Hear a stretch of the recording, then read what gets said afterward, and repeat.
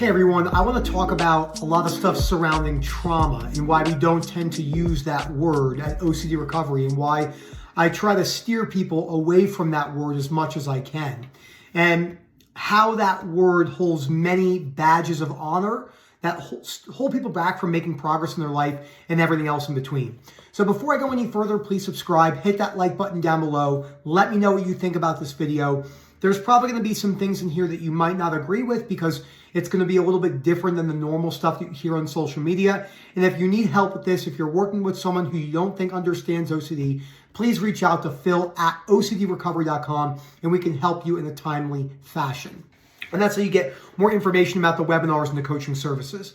So I was on the phone with someone today who developed sensory motor OCD, and I told them I was going to make a video about this. And they were working with someone, a well-intentioned therapist, and they told them that they had something happen where they consumed something that they've never consumed before, and it triggered their OCD very chronically. I see this all the time, people consuming large marijuana edibles or crystal meth or even heroin or really anything, or a very tough experience, car accidents, whatever. And this individual told them that that was a trauma response. They told them they'd never heard of sensory motor, and that was a trauma response, okay, to their the thing that happened when they ingested the drug. And then they have to do eye movement therapy, which is completely insane.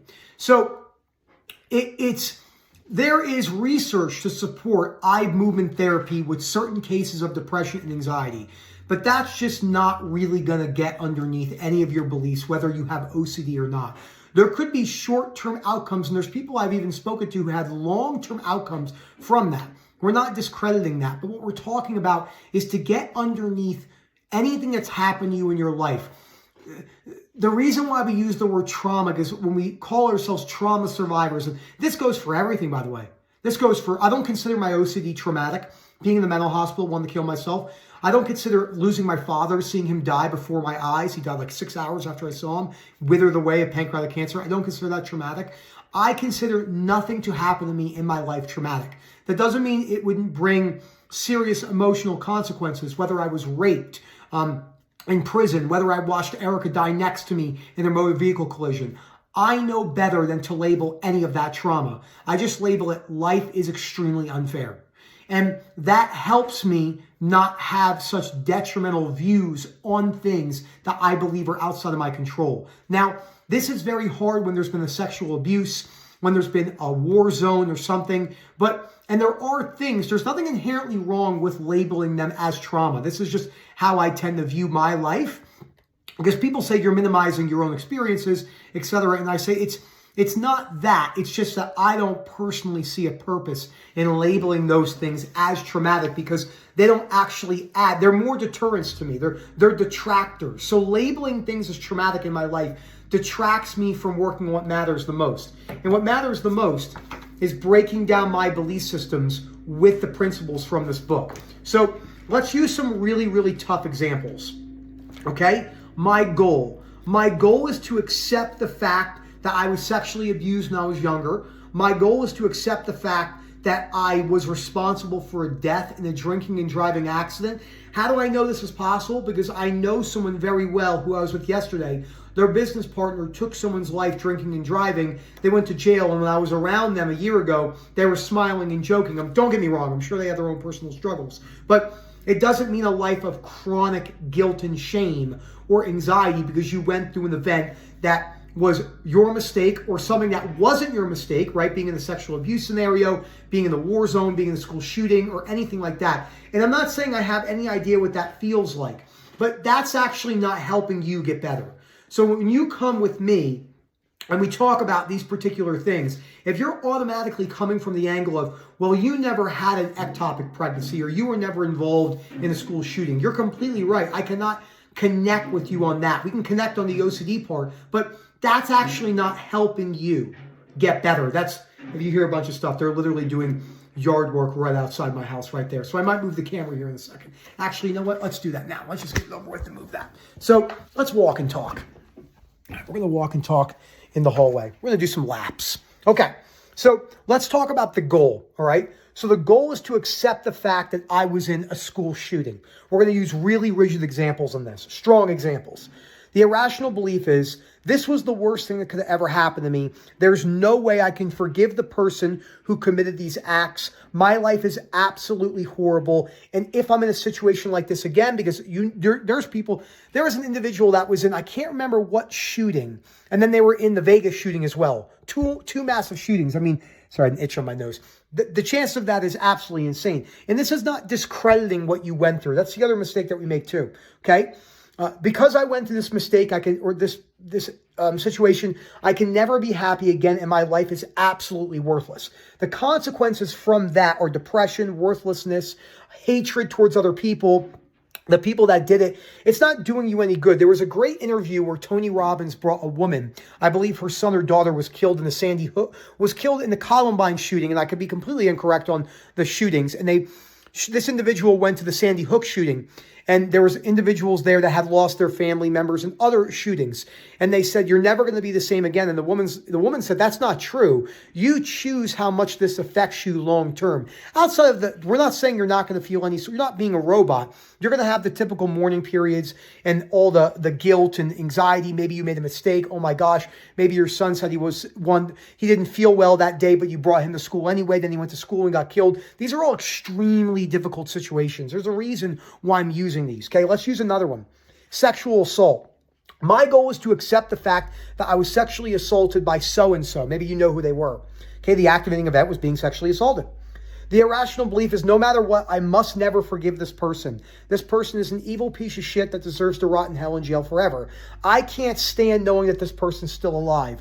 I must tell everyone. My life is never going to be the same again because I was abused as X and Y age, etc. That creates shame, guilt, worthlessness, depression, etc., etc. Let's use another activating event, okay?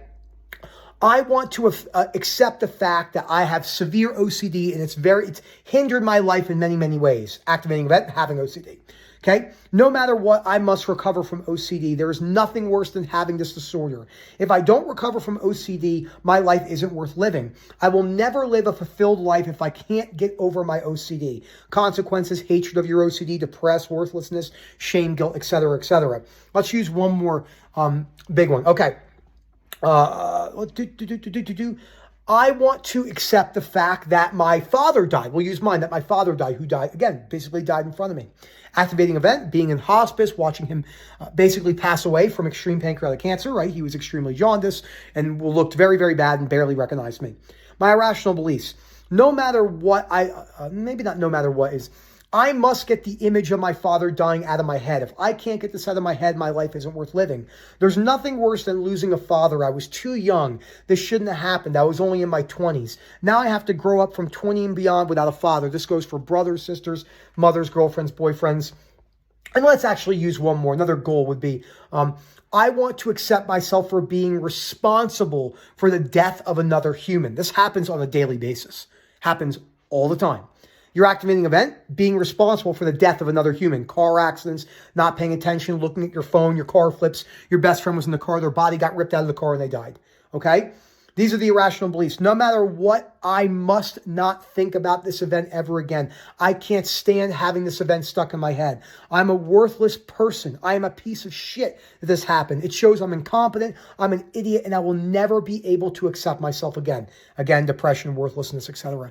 So those type of events, and the problem with trauma nowadays is we label everything as trauma. So everything has become a trauma response. And if someone goes to your average coach or psychologist or psychiatrist or social worker, whoever you're working with, spiritual leader, priest, rabbi, etc., church, mosques, whatever you're going to get help from, the amount of people that come in with a symptom and the individual says that's a trauma response, that is literally basic first grade responses. That there's no deep thinking in that. And there are cases where there are traumatic experiences, responses, but that still is a detractor because you still have to work on the belief. See, it always is the belief. It always comes down to the belief, no matter what you're talking about and what you're doing. So let's say you had an experience. You were in a car, the car flipped, and two people in the car died. Your girlfriend, right? You're a guy, your girlfriend and your best friend in the back seat, and you were the one driving. and you now have a whole host of problems because of that motor vehicle collision. Now, even though that happened, and those could be considered traumatic experience responses, that doesn't stop you from the fact of needing to actually break down those experiences on paper. You actually do have to still break those down. You still have to work at forgiveness, at unconditional acceptance. You still have to break down the beliefs surrounding it and change your behaviors and decrease your avoidance behaviors, like going out and driving again or going out and dating again. We could speak about this topic for hours and hours and hours and hours and hours, because the amount of people that come in with a badge of honor based around traumatic experiences is really, really high. I mean, we see it every single day. The amount of people I work with, and they're like, yeah, I'm a trauma this, I'm a trauma that, I'm a trauma that. And the thing is, not many things in this life are more traumatic than having chronic OCD for years. Having chronic OCD day in and day out for years, being in the mental hospital, wanting to shoot myself in the head every single day, having the police called to my house every single day, noticing my blinking and my breathing, my swallowing, my saliva for years, day in, day out, being hyper aware of all my IBS symptoms, having extreme diarrhea all day, 24/7, having to go to the bathroom 3 times in the gym session, always thinking about my body and my waistline, and having chronic panic and DPDR. I had depersonalization, derealization on top of this forever. I don't view any of that as traumatic. So it cannot be by default that traumatic experience automatically precedes to negative emotions. There has to be something else in present of that, and that is my belief system. And I know there's a little bit of tough love in this video, more so than I maybe have done in recent videos on this, but it's really important to hear this, because a lot of people are going to go for the remainder of their life stuck in that, I'm a trauma survivor. This is my trauma, me. I understand that. We're not minimizing what you went through. This is not about minimizing. I have the greatest sympathy and empathy. I've worked with thousands of people. Everyone I work with knows I like to joke around. We like to make crude jokes sometimes. We talk a lot about sympathy. People cry on calls. It's very tough to do this. It's not just jumping on calls and talking to people. You have to really know how to navigate the human mind when you work with sufferers all day. But you also have to understand when it's important to apply tough love. And then this is one of those situations. The number one thing I'm going to say to you is, if you fall into the victim mentality, no matter what you've been through, no matter what, yes, the shootings, yes, the war zones, yes, the sexual assaults, the deaths, all of that stuff, anything can be recovered from. I have never seen a case where someone has gone through an event that has been horrific. How do I know this? I've seen videos of females who have had acid poured all over their body in acid attacks. Don't get me wrong, they had extreme struggles. I cannot relate to that. But they were smiling, they were laughing, and their faces are melted off of their bodies. So they've been through events that you and I can't even fathom. I would take OCD all day, POCD. Give me the worst POCD ever than having my face melted off by acid. And if those people can figure out a way for self-acceptance, if they can find a way through their personal struggles, then we can all find a way through our personal struggles. I have not met a treatment-resistant trauma situation where the person is bound to have shame, guilt, and anxiety for the remainder of their life. Thank you for watching. I hope you enjoyed this. Hopefully you didn't get too dizzy with me walking back and forth. My arm's getting sore from just holding this up like this. I remember listening to someone one time who was talking about how they made all these calls building their business.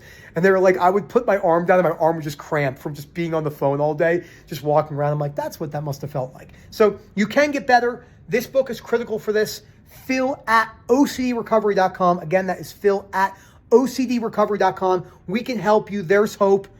Promise you, we've all been there, been to the bottom. Everyone at OCD Recovery has been to the bottom. We've all gone through different experiences that we can label through trauma. We highlight that. We can call it trauma. There's nothing inherently wrong with that. I don't do that personally, but if you want to do that, that's fine. But you still have to work on the beliefs and the behaviors. Thank you so much. As always, enjoy the rest of your day.